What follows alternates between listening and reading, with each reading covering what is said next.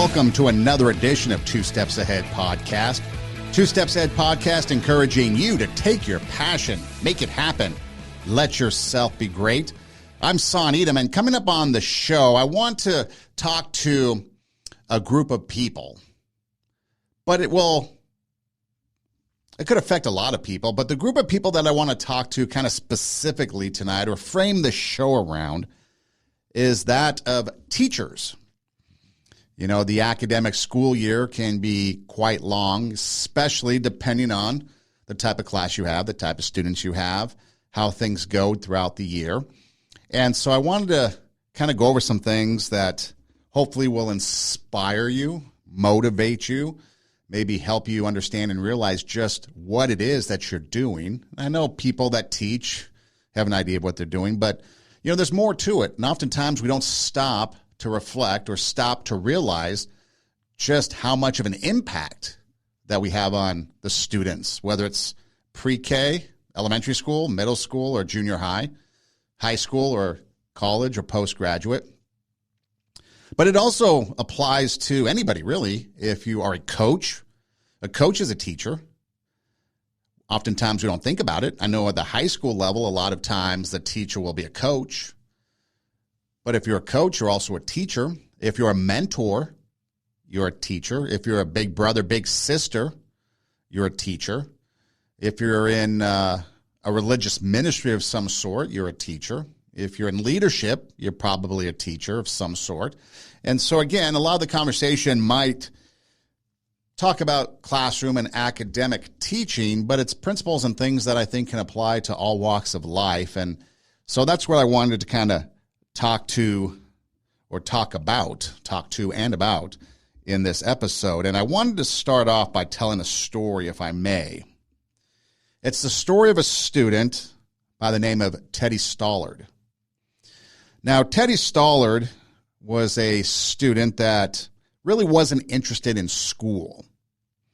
And as I tell you the story of Teddy Stollard, I want you to think about your own experience, for one.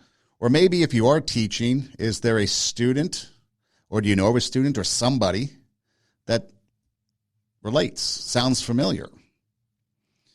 You know, kind of one of those students that you might say was one of the least of these. So Teddy Stollard wasn't interested in school. When he showed up, a lot of times he would be unkept, you know, wrinkled clothes. His hair was unkept. And this was before the grunge era. He really didn't have any emotion. And think of Teddy, the Teddy that I'm telling you the story about. It's an elementary school fifth grader. Okay, he's lacking emotion. He's lacking interest. Doesn't have any interest in school. Doesn't have any real interest in friends. He's kind of a loner. And it's easy for people not to like him. He sits by himself at the lunch table, the cafeteria. Doesn't really play with anybody at recess. When the teacher tries to engage with him, ask him questions, it's short, one, maybe two-word answers. Hardly responds to any prompting, really, if you think about it. Now, his teacher, Miss Thompson, had a hard time relating to Teddy Stollard. And in fact, she kind of got to the point where she kind of gave up on him. Started to kind of get pleasure in marking wrong answers with the red pen, with some flair, writing an F at the top of his paper. Now, there's more to the story of Teddy, and Miss Thompson knew that there was more, and she knew more about Teddy than what she really kind of led herself to believe. You know, when you get your new student every year, you can look over their academic record, and Teddy's academic record read something like this. In first grade, it said that the teacher wrote, he shows promise, but he has a poor home life. In second grade, the teacher wrote, Teddy can do better, but his mom is sick. In third grade, his teacher wrote, Teddy's a good boy. He shows promise, but his mom died. In fourth grade, the teacher writes, Teddy's slow, although he is well behaved, but his dad's not really in the picture. And so Miss Thompson knew that Teddy had this history of not the greatest home life. And she could see it reflected in his day-to-day persona, so to speak. So as the school year rolled on, Christmas time arrived, and as usual, kids like to give their teachers gifts, right? So the kids are giving Miss Thompson their gifts for Christmas, wrapped in pretty wrapping paper, maybe some nice bows on it. And as she opens them, gets some pretty nice presents. Then there's a present on the table, on her desk. It's just a plain brown paper bag with Scotch tape all over it. Not really put together nice and neat. No pretty Christmas paper, candy canes, reindeers, or anything like that. No pretty bow. Simply on the top of the gift said, "For Miss Thompson." As Miss Thompson begins to open the gift, out falls a gaudy rhinestone bracelet with some of the rhinestones missing. And also in the present, there's a half bottle of perfume. Now, as Miss Thompson opens this, the kids realize and start giggling and kind of snickering and laughing about the gift. They realize it's, by everybody else's standards, it's not a very good gift. Miss Thompson, however, at that moment had sense to realize that the kids were kind of making fun of the gift, and so she put on the gaudy rhinestone bracelet, and she started to show it to the students. And the students kind of oohed and awed. Maybe they realized what she was doing, or maybe they were kind of impressed. You know, the influence of a teacher. Then she took the perfume and sprayed it and put some of it on and told the students how she liked it. Well, after school, Teddy decided to linger around. Not something he usually does.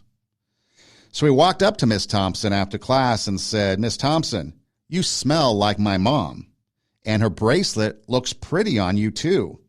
I'm glad you like my presents." At that moment, Miss Thompson was heartbroken. She realized what she had been doing. She had dismissed somebody, a student in her class, as less than, one of the least of these. So she did a gut check, and she decided she was going to make a change. She was going to become a different person. In fact, she was going to be so different that she was going to help all students to the best of her abilities, even Teddy. By the end of the year, Teddy showed great improvement. He caught up with much of the rest of the class, started to do his work at grade level. So Teddy gets done with 5th grade, 6th grade, and then moves on to a different school, and off he goes. And Miss Thompson doesn't hear from Teddy for a while. Then one day a note arrives. The note says, "Dear Miss Thompson, I wanted you to be the first to know. I will be graduating 2nd in my class. Love, Teddy Stollard." He was going to be graduating 2nd in his high school class. That makes him the salutatorian. Valedictorian is first, salutatorian is second. 4 years later, another note comes. "Dear Miss Thompson, I was just told I will be graduating 1st in my class, and I wanted you to be the first to know. University has not been easy, but I like it. Love, Teddy Stollard." 4 more years go by. "Dear Miss Thompson," reads the note, "as of today, I am Theodore Stollard, MD. I wanted you to be the first to know. I'm getting married next month on the 27th, and I wanted you to come and sit where my mother would sit if she were alive. You are the only family I have now. Dad died last year. Love, Teddy Stollard." So Miss Thompson went to the wedding because she wanted to. She wanted to be there for Teddy because she made that commitment many years ago. But she also gave Teddy something that Teddy could never forget. And that was Miss Thompson gave Teddy time and interest of herself to make him a better student. So as we teach, what can we give our students? Do we invest in our Teddy Stollards of the classroom, or do we only focus on the honor roll students? Do we invest in the least of these, even though it takes a lot of hard work and effort, and at times hard work and effort that we may not have in ourselves. Because if we do, just like Miss Thompson did, we might invest our time in the next great student, the next Theodore Stollard, MD. And think about that. Teddy went on to be a doctor. How many lives did he impact as a medical doctor? And what if Miss Thompson never invested, never changed, never had that gut check? Now, that's not to say that teachers are doing a bad thing, but it's one of those real stories that we have to stop and think about. Think about all the students that we come across, all the kids that we come across, all the players that we coach, all the workers that we lead, all the people that we mentor. Could be after-school programs, before-school programs, sports programs. Could be at the YMCA or other privatized sports leagues. There's a lot of kids that we can impact. And oftentimes, if you want to take it to the sports world, what do? We focus on the all-stars, right? And we don't worry about the ones that really can't play. We put them at the end of the lineup so they can bat last. We put them out in right field and hope that the ball doesn't get hit to them. But if we invested in them, how great would they be? You know, one of the things that I realized when I was coaching a high school team one time was that, in honest, we weren't very good. And so I had to kind of look at the players and see where I could put them to try to maximize our talent. And instead of getting all complex, I just decided to keep it simple. If a ground ball was hit to second, just throw it to first and get an out. Don't worry about anything else. Just go to first and get the out. If the ball's to the outfield, just catch it and throw it in. Don't worry about hitting the cutoff and then trying to get a runner to advance and all that stuff. Just play the basics. And I was able to get these kids to kind of do just that, just the basics. And as the season wore on, we got a little bit better and a little bit better. Now, I'm not going to say we went on to win the championship, but by the end of the season, we played the first place team on our last game of the season, and we took it into extra innings. We lost by a run. Just ran out of pitching, really. But that's what we did when we looked at it, and we just focused on each player to get the best out of them and to keep it simple and just work on a game plan that would lead us to success. And not even the team, each player, just get them something that they can do to be successful so that they weren't committing as many errors, which leads to a bad mental state, which leads to a loser mental state. Give them little steps of success. And in the classroom, it's the same way. Giving students that might have a more difficult time with academics, little successes along the way. Because if you think about it, in academics, what do? We give maybe, if we still give grades out, maybe we give like an update, a report card, or a progress report every 6 weeks. And then maybe every quarter they get a report card. And then maybe every semester, if maybe you're in high school or college, you get a semester grade or an end of class grade. And so the success that we measure academics by is less than the failures that we get. And so sometimes we have to create those avenues of success. And that puts a lot of pressure. It puts a lot of pressure on teachers. A lot of teachers handle the pressure great. But I'm sure by the springtime of the year, if you're in special ed, or if you're trying to get the curriculum done, because maybe you got behind a little bit and you need to reach those curriculum goals to get them ready for the next year. Other things going on, maybe you're part of a school play or a musical or maybe a sports team, and the pressure's there, the pressure's there, the pressure's there. And you feel like it's overwhelming, and you feel like you're not going to be able to withstand that pressure. But what happens when pressure is put upon something? Think about this. PJ Fleck, coach of the Minnesota Golden Gophers football team, had a pregame conversation.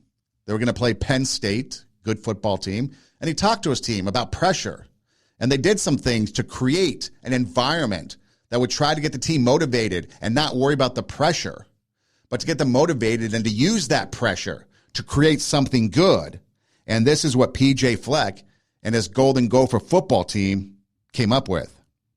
All right, give me your eyes. I asked you last night to be able to write down on a piece of coal, piece of carbon, of the pressures you felt and what you've overcome because of the pressure you put on yourself to be the best you can be. And then we all put it into a big bucket. Something magical happened last night. I saw it this morning. Because when you reach into the carbon, man, and you start digging around of all the pressure and all the bad things and all the issues you have, this is what's come out. And it's as real as it gets.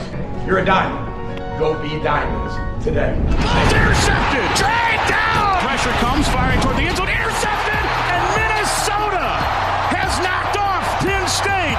But hey, this was special.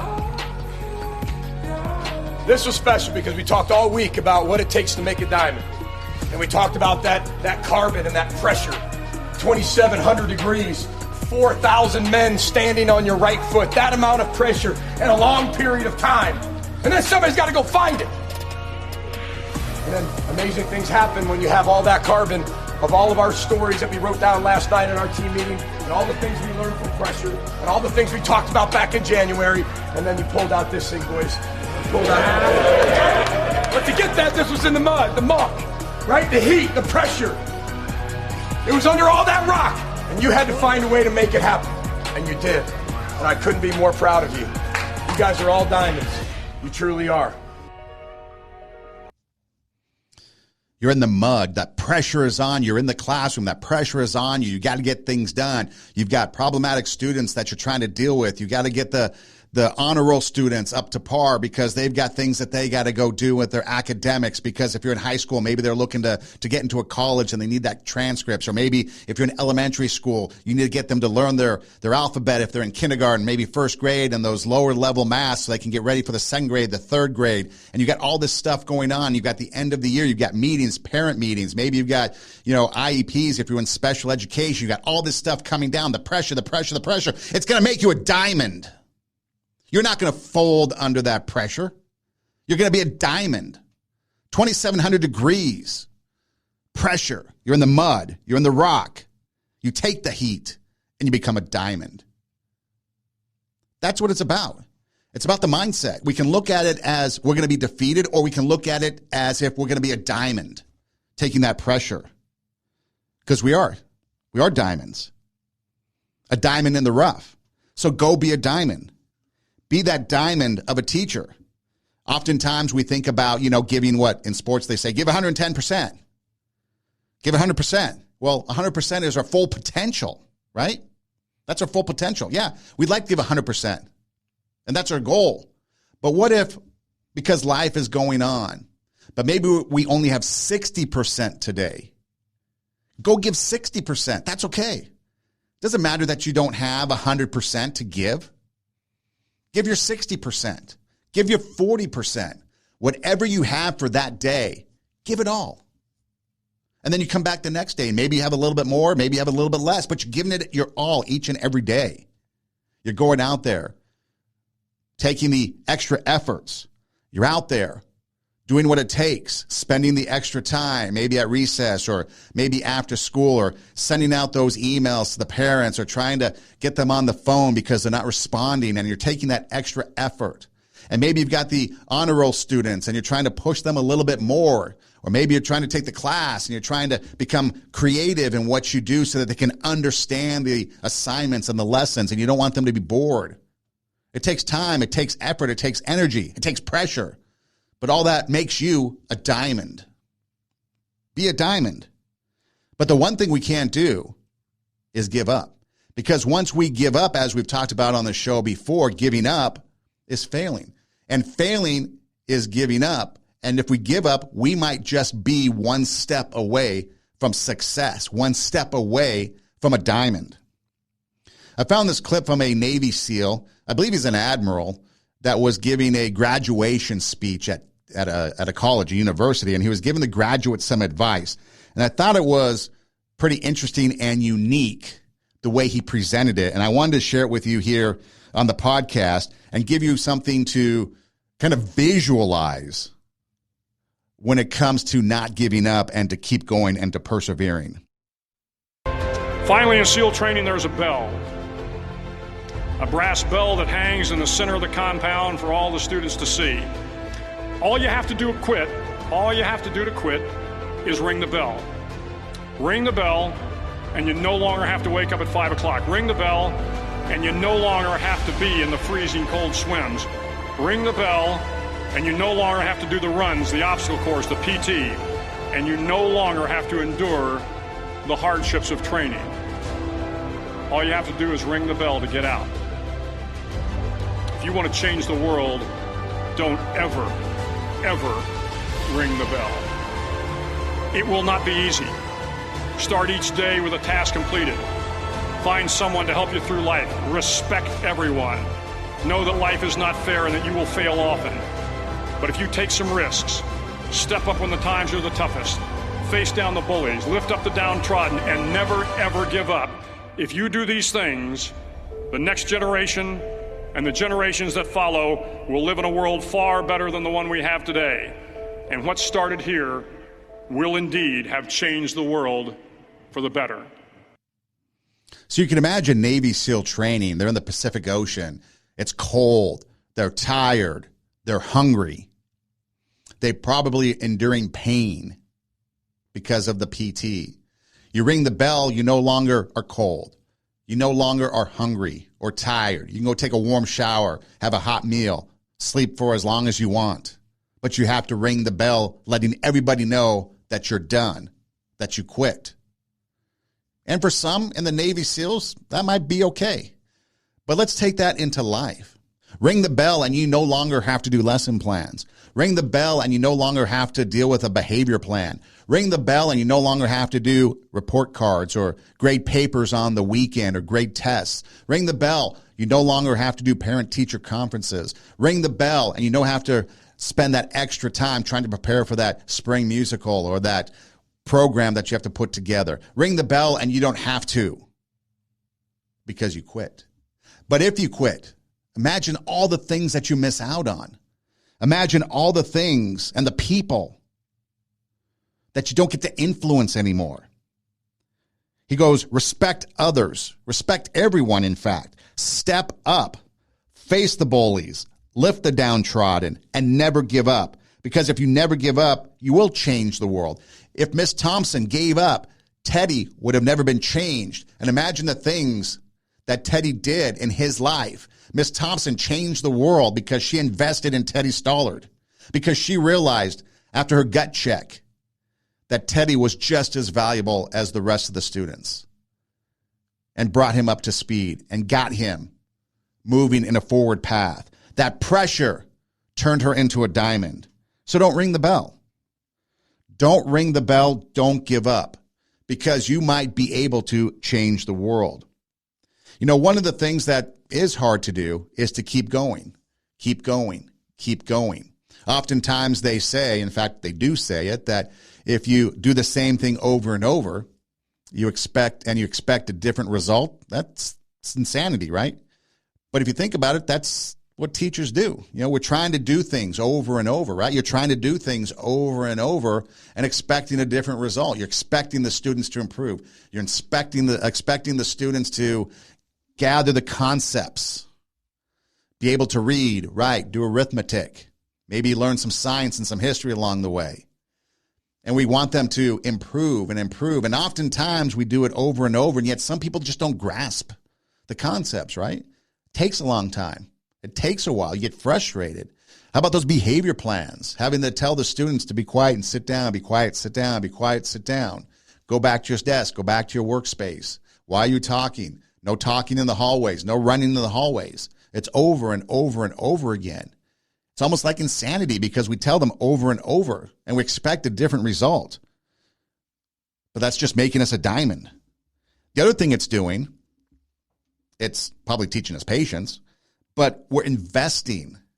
We're building relationships even though we don't know it and we don't think about it. I think about some of the students that I work with now from when I started kind of working with them in the beginning of the year. The relationship now is so much more different than it was at the beginning of the year. And I wasn't even working with them, and I don't really work with them on a consistent basis from morning to night. I pop in, do some work, pop out, maybe see them again later. The relationship is so much different. And you had to overcome some of these hurdles and these obstacles and try to understand the students, understand what makes them tick. This one is this way. This one is another way. And once you start to take a moment and observe, kind of like poker, you have to observe people's tails, right? You have to kind of observe what they're doing in hopes that they give away whatever it is that they're holding in their hands. Students are that way too. If we're patient enough and we're observant enough, we can pick up some of the things that will give us an indication of maybe why they're struggling or maybe why they're doing really good. And maybe we can take those things and put them in other areas. Or maybe realize that my teaching style here is kind of boring and I should up the ante because I've got technology and me reading out of a textbook is boring. So I understand that. So now I want to up the ante. So I make note of that. And in the next lesson plan, I'm going to up the ante. It's an ongoing thing. And that's the exciting thing about teaching. Sure, you have your curriculum and you have your standards and you have your learning objectives and all that stuff that you have to do, but they don't tell you how you have to get there. Just like driving a car or a destination, right? Life's a journey, not a destination. We're going to go to Florida for spring break, but no one tells us how we have to get there. We could fly, get there quick, spend more time. We could take a train, see the countryside, maybe chill out on the train for a day or two. We could take a bus, which I don't recommend. That's a long trip on a bus. We could drive a car, go on a road trip, bring some tunes, some snacks, take a couple days to get there. It's the journey. We can pick and choose how we want to get there. But the destination at the end is the end of the school year. You're at the beginning of the school year, you're at the end of the school year. I've got to meet these obligations in curriculum and academics and so forth. But how we do that, it's an open slate. We can do what we want. Sure, there's principles and mathematics and stuff like that that are just there. In science, it's just there. You know, you throw a ball in the air, gravity's going to bring it down. We can't change that. But maybe we can change what we throw in the air, and it doesn't always have to be a ball. Maybe there could be some other exciting things. But we're building relationships. That's what the point of what I'm trying to get to. At the beginning of the year, we got students. At the end of the year, we got the same students. But the relationship, the dynamic is different. Because there's that value of human communication, that value of human connection. And oftentimes you will find as you get to know students, even the problematic students, the ones that are the Teddies of your classroom, they will still cling to you like Teddy did here. For some reason, Miss Thompson would get gleeful when putting that F on a flare on his paper. But Teddy thought of Miss Thompson as family, gave her a bracelet, half a bottle of perfume. That was her mother's or his mother's. That meant something to him. So obviously Teddy saw something, had a connection with Miss Thompson. And then after Miss Thompson had the gut check, that relationship grew. So he'd send notes and then wanted him to sit in a place of honor at his wedding. You might not get to that place of honor where you sit at someone's wedding, but people are going to remember you. I remember all my teachers, the good and the bad, mostly good, because I had a lot of great teachers. And so we remember them, especially if they're impactful. And so Rita Pierson here talks about that, talks about the value of human connection and relationships and what it's like to build those relationships. We know why kids don't learn. It's either poverty, low attendance, negative peer influences. We know why.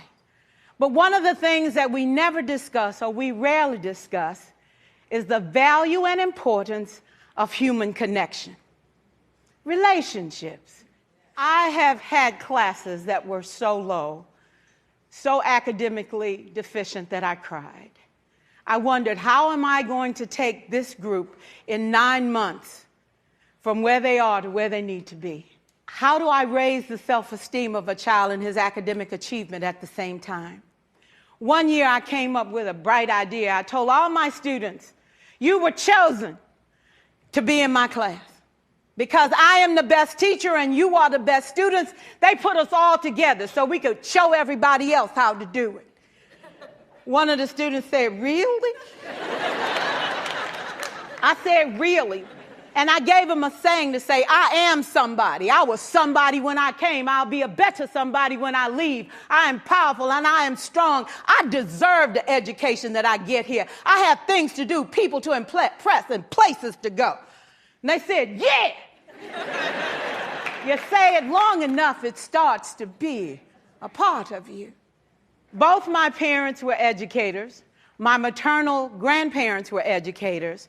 For years, I watched my mother take the time at recess to review. go on home visits in the afternoon, buy combs and brushes and peanut butter and crackers to put in her desk drawer for kids that needed to eat, and a washcloth and some soap for the kids who didn't smell so good. See, it's hard to teach kids who stink. Years later, after she retired, I watched some of those same kids come through and say to her, you know, Miss Walker, you made a difference in my life. You made it work for me. You made me feel like I was somebody when I knew at the bottom I wasn't. And I want you to just see what I've become. And when my mama died 2 years ago at 92, there were so many former students at her funeral. It brought tears to my eyes, not because she was gone, but because she left a legacy of relationships that could never disappear. Every child deserves a champion, an adult who will never give up on them, who understands the power of connection and insists that they become the best that they can possibly be. Is this job tough? You betcha. Oh, God, you betcha. But it is not impossible. We can do this. We're educators. We're born to make a difference. So you're born to make a difference. How true is that? How many of you can relate to the snacks maybe that you set aside for those students that might not have enough food? I mean, think about it. One of the things that I find interesting just from observation is that the biggest thing that affects students, or one of them during the day, is hunger and fatigue. A lot of students are hungry. That hangry thing from the Snickers commercials, right? Hangry. You give them something to eat. Oftentimes they get a little better. Fatigue. They might be tired because they don't get enough rest. And so how many of you can relate to putting the peanut butter and crackers or whatever snack off to the side because a student's hungry and you give them something to eat, then all of a sudden they start to get a little better? Or maybe those cleaning products because you have to wipe off their face when they show up to school in the morning because they weren't properly bathed. Or other things that go along with that. Giving extra, going above and beyond, giving the extra care and attention to the personal needs of the student. I'm sure most any teacher will say they have some story or some ongoing thing that they just incorporate in their routine to help those students out. Because that's what you do. You're born to make a difference, and that's how you make a difference. You're raising the self-esteem. And think about it. She said, if you say it long enough, it becomes a part of you. If you say something long enough, it becomes a part of you. Think about that. How many times have you talked to a kid that maybe gets in trouble, or maybe it's a high schooler and these other students that don't really want to amount to anything? Why? Because they were told by their parents or significant others that you're not going to amount to anything. You're worthless. Why did they even have you? You're a bad kid. You should just do something because you're not going to do anything good. And they get told that over and over, possibly a lifetime. And so they start believing it. And we have to reverse that, right? It's that battered puppy syndrome.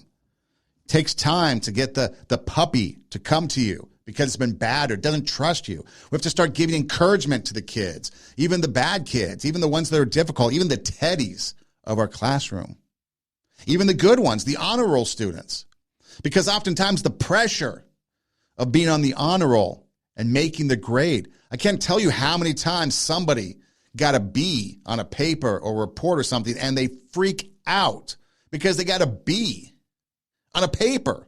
It wasn't even a grade on their report card or on their transcripts. It was a report or a paper that they wrote probably at 2 a.m. the night before it was due because they've got 800 AP classes that are a part of, plus AP band and everything else that they're doing to try to get into whatever Ivy League school or top 10 school in the country, and they're competing with a billion other people, so they're just going nuts, and they get a B and they freak out.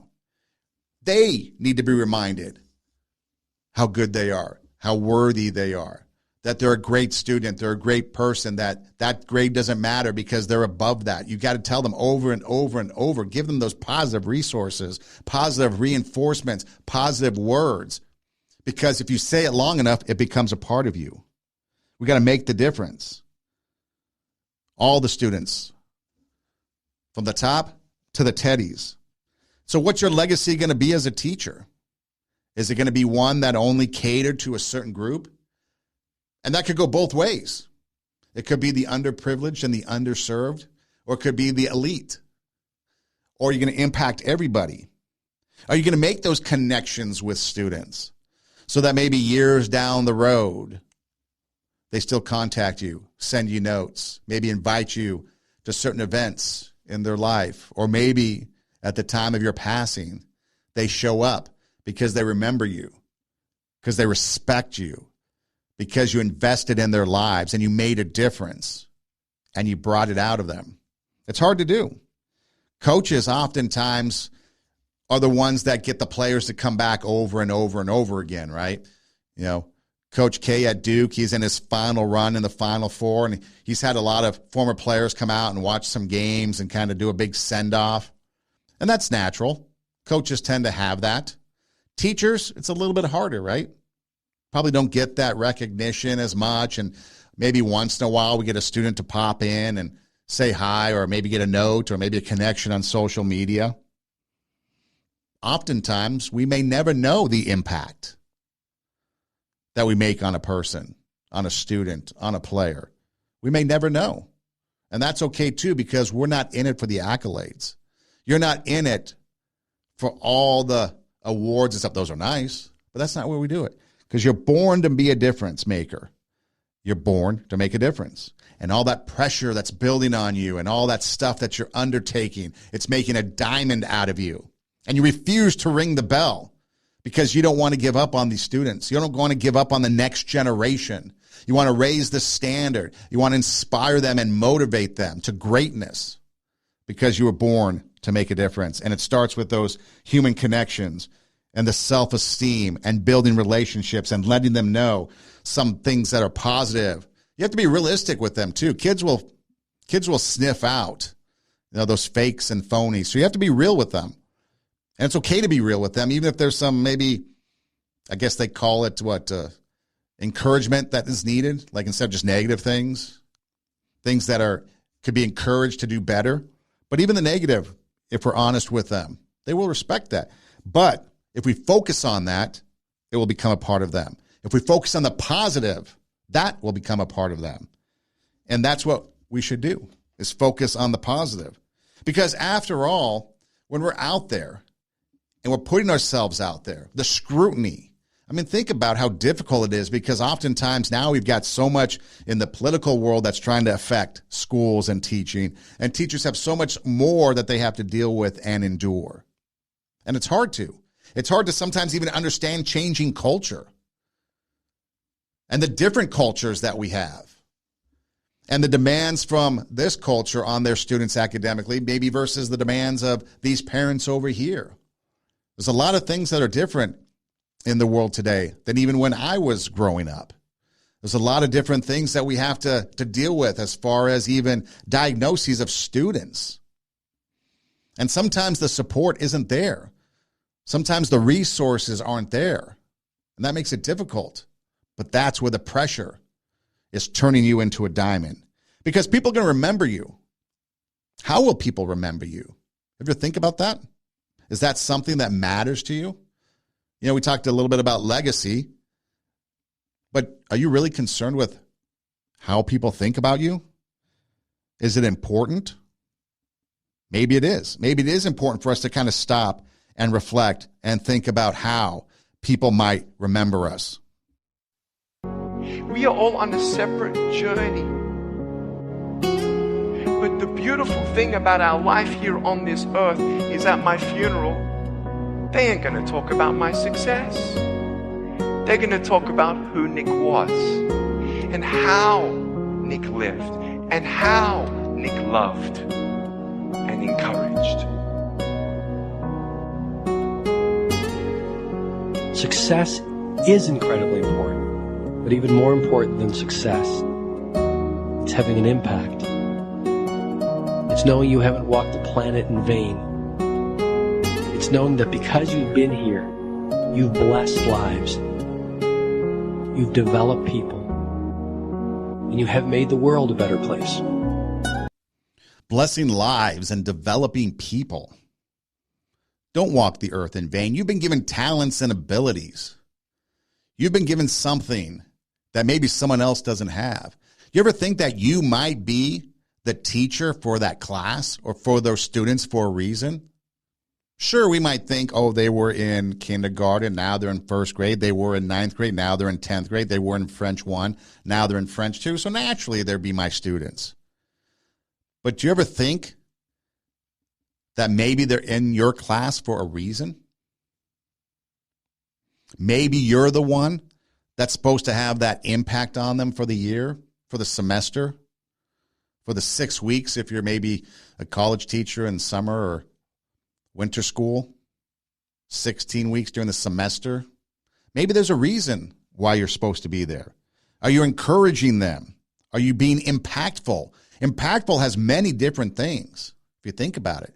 Impactful could just be getting a lazy student off his or her duff and getting her to reach her full potential, or getting her or him on his way or her way to reach their full potential. That could be something. You're planting the seeds. You might not be the teacher that reaps the reward, but maybe you're sowing the seeds in these students, motivating them, encouraging them, making them understand just what they can achieve and accomplish if they live up to their full potential. You're making the world a better place.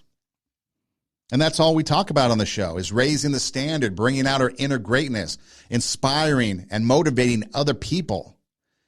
And no profession gives you the greatest opportunities to do that than teaching. Think about it. Every day you go into the classroom, every day you have class, or you're in front of people that want to learn, you have an opportunity, a clean slate to present to them whatever it is that you want to present to them. And so you have to stop to think, are you trying to serve your self-interest, or are you trying to better them? Are you trying to fulfill your own agenda, or try to give them the best opportunity to succeed? And that's the hardest thing to do. And most teachers I know and have talked to and have come across, they've got the student's interest. The collegiate level, it's a little different. There's a lot of self-serving professors, and that's just fact. In fact, you think about it, you go into education not because of the money. You don't go into education for the accolades, although you can get them. Teacher of the year, the more you get yourself educated and spend time teaching, obviously you can make more money. And if you're at the collegiate level, you probably have a better chance for accolades and publishing and more money on top of that. But really, when you think about it, most teachers, educators, go into it because they have a servant's heart. They want to give. They want to be able to provide opportunity, get students ready so that they can be better prepared for what life has to offer them. And oftentimes we can do that because we have the opportunities. And if we miss the opportunities one day, we can refocus, have that gut check like Miss Thompson had, and start over, reinvent ourselves. The other thing that makes teaching difficult is trying to find solutions. We talk about problematic students, and it could be academics, could be behavior, could be any reason. And oftentimes, when you put a behavior plan in or something like that, it's a Band-Aid. We're trying to put a Band-Aid on an issue, and it's hard to find the solution or the cure, so to speak. So if we cut ourselves deeply, we could put a Band-Aid on and continue to put a Band-Aid on. But if we went and got stitches and sewed up the wound, it heals quicker, right? So oftentimes we might have to spend time and effort and energy finding solutions, like Mr. Jensen did with this student that changed this student's life forever. I have a lot of memories from when I was a child. One that's always stuck out to me, though, was when I was about 10 years old, and I was in school, and I struggled. And I didn't struggle with English, math, or science. I struggled holding still. And I would try to listen and focus and process ideas, but I couldn't help myself. And to be honest, I would sit there and then I would just start tapping. And the students in the class would look at me and they'd say, "Hey, stop tapping." A lot of the time, I didn't even realize I was doing it. And then eventually even the teachers got after me and they would yell at me and they'd say, "Clint, you have to stop tapping." It got so bad that I got sent to the principal's office for tapping. And he said to me, okay, maybe when you go back to class, just try sitting on your hands. And so I did. I went back to class, and when I felt myself starting to tap, I did this. I sat on my hands. And that worked for about 5 seconds. One time I was tapping in class, and my teacher, Mr. Jensen, he looked at me and he yelled. And he said, Clint, stay after class. And I thought to myself, this is it. I am done. Now, I've always been the type of person that believes that a single moment in time can change a person's life. And this was one of those moments for me. And I will never forget it. And so I was sitting there with Mr. Jensen and an empty classroom. And he walked past me and he sat next to his desk and he said, Clint, come here. I want to talk to you. And as he looked me right in the eye, he said, now I need you to know something. You're not in trouble. But I do have just one question that I have to ask you. And he asked, he said, have you ever thought about playing the drums? And in that moment, Mr. Jensen, he leaned back and he opened the top drawer of his desk. And he reached in and he pulled out my very first pair of drumsticks. And he held them in his hands and he looked at me and he said, hey, Clint, you're not a problem. I think you're a drummer.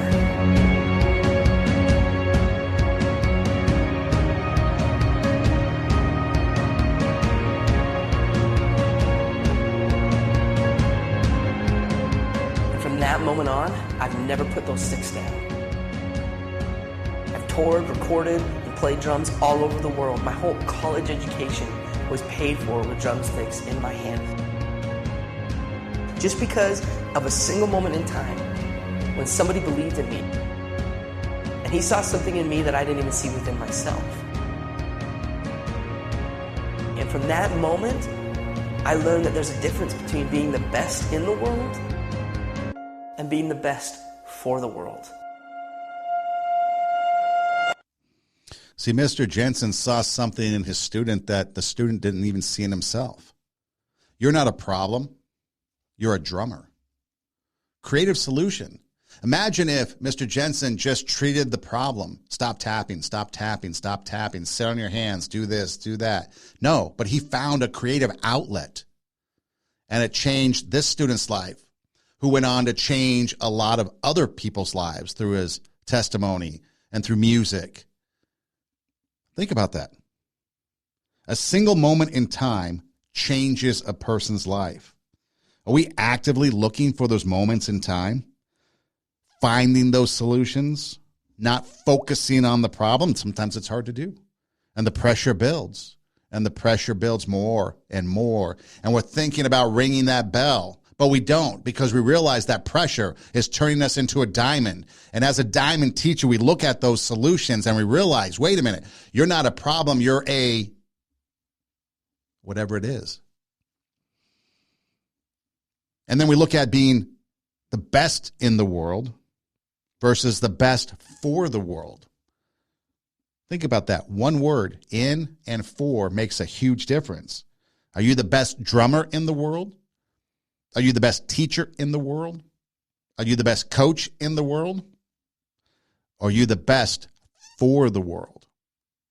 Being the best for the world might not get you all the accolades, like being best in the world. Might not get you all the riches, all the publicity, the awards. But you know what? You're going to have the biggest impact. You're going to have the biggest legacy. People remembering you, sending you notes, inviting you to places, maybe doing connecting on social media and giving you life updates. Because that single moment in time, you changed a person's life. It's the impact of finding those solutions. And because of that, you became the best for the world. And so each and every day as you walk in to your classroom, you've got all this stuff going on. Think about some of these things. Pause for a moment and realize the greatness that awaits for you, the impact that you can have, the fun, the memories. Time goes by so quick. In a blink of an eye, the class has moved on to the next grade level, next school, whatever it might be. And then you're telling stories in the staff lounge about this student or that student. And then you start to realize that even the Teddies of your class, you start to miss a little bit. And you start to realize that there's more Teddies. And if you have a little regret that maybe you missed some opportunities, now you know that there's other opportunities awaiting you. We're not going to be perfect. Even diamonds can have their flaws in them. But they're still a diamond. They're still valuable. They're still important. They're still wanted. They're still put in jewelry and worn proudly. So that's okay. That's okay if you're not a flawless princess cut. You can still be that diamond. You could still be that flawless princess cut to your students because they know that you are giving it your all. They know that you are the one out there trying to give them the best opportunities at that moment in time, at that moment in life. Because sometimes you might be the only positive thing in their life. Their home life might be bad. That's why you have the peanut butter and crackers. That's why you've got the combs and the brushes and the cleaning products to wipe off their face and stuff. That's why you're staying after school or doing recess study time. Because maybe you are the best person, the most positive person, the most impactful person in their life. Because maybe their dad, their mom, not around, like Teddy. Or maybe they come from a great home with very successful parents, but the parents are so successful they don't have time for the kids. It's not always about the underserved and underprivileged. Sometimes the so-called privilege can be neglected by parents because they're working, doing their jobs, whatever it might be. So all students that walk into your classroom should be provided the opportunity and the equal access to you and what you're able to do. That's your little jungle, the classroom. Are you going to be king of your jungle? Are you going to have that lion's mentality? Are you a gazelle or are you a lion? If the lion is the king of the jungle, how can he be the king of the jungle? If he's not the biggest, the elephant is probably one of the biggest. He can't be the fastest because that's a cheetah. He can't be the smartest. So he's not the biggest, the fastest, or the smartest. So how does a lion become the king of the jungle? His mentality. That's the only difference of a lion and an elephant. When a lion walks up and sees an elephant, he thinks lunch. An elephant thinks run. It's all mentality. Because when a male lion walks up, he may be outnumbered by a pack of hyenas, but I'm king of my jungle because of my mentality. So when that pack of hyenas, those screaming students come into your classroom, you're not worried because you're king or queen of your classroom, your jungle. You have a mindset of a champion. You're not going to let the students get the best of you. And you realize that students, no matter who they are, they have worth. The good, the bad, the ugly, the smelly, the stinky. They're all the same.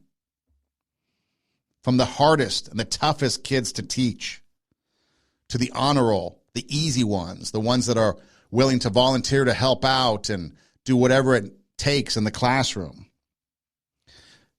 Life is easy when you do the hard things. Life becomes hard when you take the easy road. So know the worth and the value of the students that you're teaching. Have empathy for them. Have no regrets, though. Go into it because you might only have an opportunity that year to have an impact on them. And you might be the only good person in their life. So as that pressure is put upon you and you're down in the mud and the rock, 2,700 degrees of heat bearing down on you, just know that you're not going to collapse and break because you're becoming a diamond. You're not going to ring the bell. You're not going to give up. You're not going to quit. You're going to stay at it. You have the mindset of a champion. You have a lion's mentality. You're a teacher. You were born to make a difference. And so that's what you're going to do. You're going to go out there each and every day and make a difference, have an impact, build relationships, and build that legacy so that students are inspired and motivated to raise the standard and bring out their inner greatness. This is Two Steps Ahead Podcast. Two Steps Ahead Podcast encouraging you to take your passion, make it happen, let yourself be great. I'm Son Edom. You can find us on the internet, on the web. The best place to go is radiowarp.com. It's radio, W-A-R-P, radiowarp.com. That is our website. And you can find past shows, video, and audio, both the video format and the audio format of the show on there. Plus, there's some other podcasts that are on there, and then it has a Listen Live link where if you click Listen Live, you can listen to some cool music 24/7. You can hear different podcasts on there. So it's a cool place to go, radiowarp.com, 24/7 entertainment. If you go to our Instagram page, TWO2, Two Steps Ahead Podcast, you can see links for the show or videos of the show. If you go to my personal page, Edom Rocks, EIDEM-ROCKS, you can have a little bit more insight as to who I am and what I'm about. In both pages, there's a Linktree link in the bio. You click on it and different options come up. It takes you to our YouTube channel or SoundCloud channel. SoundCloud, you can download episodes and take us with you on the go. You can subscribe to both accounts and never miss an episode. There's a swag shop, so you can buy cool merchandise, T-shirts, hats, whatever. That'd be really cool. And then also you can kind of reach out if you want to. You can DM me through either of those Instagram sites, or you can just email the show at TWO, Two Steps Ahead Podcast at gmail.com. And so we appreciate it. We appreciate you being with us each and every week. Take your passion, make it happen, whatever it might be. You know, it's not just a slogan. If you think about it, if there's something that you're interested in, maybe it's a hobby, or maybe it's a new career, whatever it might be, go after it. Chase it. Life's too short to worry only about the stuff that's mandatory, like our job, like the other responsibilities in life that we have to do, whatever lines up, whether it's a parent, because oftentimes parenting is a teacher. All these things here you can apply as a parent. A parent, you're a teacher. But whatever it is that you're doing in life, don't forget to do the things that you're passionate about. And that might be a couple things. It could be a hobby. It could be your job. It could be relationships, whatever it is. But take your passion, make it happen. Bring out your inner greatness. Raise the standard. Try to inspire and motivate others to do the same, whatever it might be, because that's how you can impact other people too. It doesn't have to just be in a position of a job. It could be with your neighbors. It could be the simplest thing as a smile and a wave to your neighbor, to something more involved and in depth. You know, we've talked about things like that before. But whatever it is, take your passion, make it happen. Let yourself be great. Hey, thanks for listening. Do tell a friend. And until next time, God bless.